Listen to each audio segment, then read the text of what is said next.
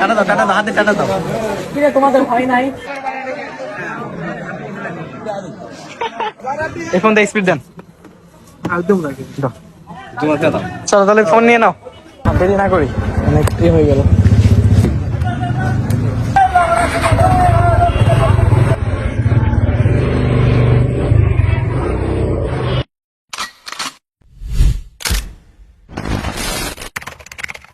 Hello everyone, আসসালামু আলাইকুম।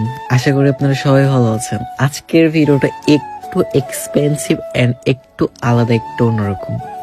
So guys, আমি আপনাদের স্বাধীন ভাষার আজকে মূলত সকাল সকাল ঘুম থেকে ওঠার, সকাল বলতে সকাল না, এখন বাজে হচ্ছে 12টায় ঘুম থেকে উঠে গোসল করে নামাজের জন্য, আজকে শুক্রবার, নামাজের জন্য আর কি বের হয়েছি বাসা থেকে।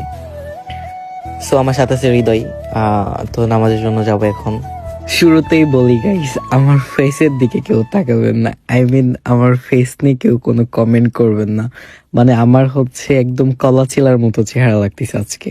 মানে শেপ করে একদম বাচ্চা বাচ্চা লাগতেছে, আর নিজের কাছে নিজেরই কতটা যে বিচ্ছিরি লাগতেছে এটা আমি শেপ করার পর বুঝতে পারছি।